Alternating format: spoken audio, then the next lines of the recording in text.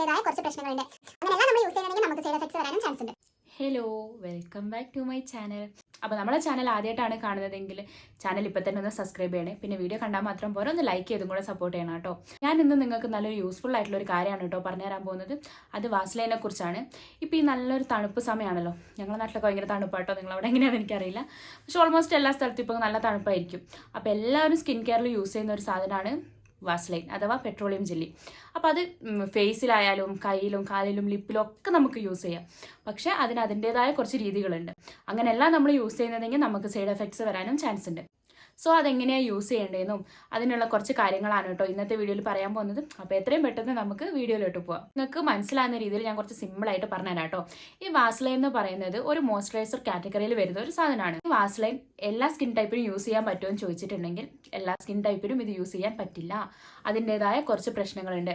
അതെന്തൊക്കെയാണെന്ന് നിങ്ങൾക്ക് മനസ്സിലാകണമെങ്കിൽ നിങ്ങൾ first skin type എങ്ങനെയാണെന്ന് നിങ്ങൾ കണ്ടുപിടിക്കണം. നിങ്ങൾക്ക് എല്ലാവർക്കും മനസ്സിലായിട്ടുണ്ടാകും തോന്നുന്നു. ഞാൻ ഇതിൻ്റെ മുമ്പ് ഒരു വീഡിയോ ഇട്ടിട്ടുണ്ടായിരുന്നു കേട്ടോ. അതൊന്ന് ചാനൽ കയറി ചെക്ക് ചെയ്തിട്ടുണ്ടെങ്കിൽ നിങ്ങൾക്ക് അത് കാണാൻ പറ്റും കേട്ടോ.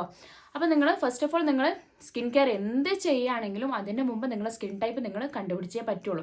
അത് നിർബന്ധമായിട്ടുള്ള ഒരു കാര്യമാണ് കേട്ടോ. വാസ്ലൈൻ ഫേസിൽ അപ്ലൈ ചെയ്യാൻ പറ്റുന്നത് ഡ്രൈ സ്കിന്നുകാർക്ക് മാത്രമാണ് കേട്ടോ.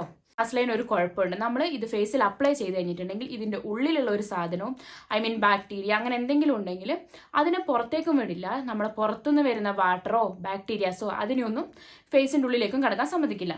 അതുകൊണ്ട് എന്താ സംഭവിക്കാന്ന് വെച്ചിട്ടുണ്ടെങ്കിൽ നമ്മൾ നന്നായിട്ട് ഫേസ് വാഷ് ചെയ്തിട്ട് യൂസ് ചെയ്യുന്നുണ്ടെങ്കിൽ നമ്മുടെ ഫേസിൻ്റെ ഉള്ളിൽ എന്തെങ്കിലും ബാക്ടീരിയാസോ കാര്യങ്ങളോ ഉണ്ടെങ്കിൽ അത് നമ്മുടെ ഫേസിൻ്റെ ഉള്ളിൽ തന്നെ ഇരുന്ന് നമുക്കത് സ്കിൻ പ്രോബ്ലത്തിന് കാരണമാകും. അതുകൊണ്ട് നിങ്ങൾ വാസ്ലൈൻ ഫേസിൽ യൂസ് ചെയ്യുന്നുണ്ടെങ്കിൽ മാക്സിമം നന്നായിട്ടൊരു ഫേസ് വാഷ് ഇട്ടിട്ട് നല്ലോണം ഫേസ് വാഷ് ചെയ്തതിൻ്റെ ശേഷം മാത്രം വാസ്ലൈൻ അപ്ലൈ ചെയ്യാം. ഫേസ് വാഷ് ചെയ്തിട്ട് നന്നായിട്ട് നമ്മൾ ടവൽ വെച്ചിട്ട് ഈ ഈർപ്പത്തി വാട്ടറിനെ നമ്മൾ എന്താക്കരുത്, ഒപ്പിയെടുക്കരുത്.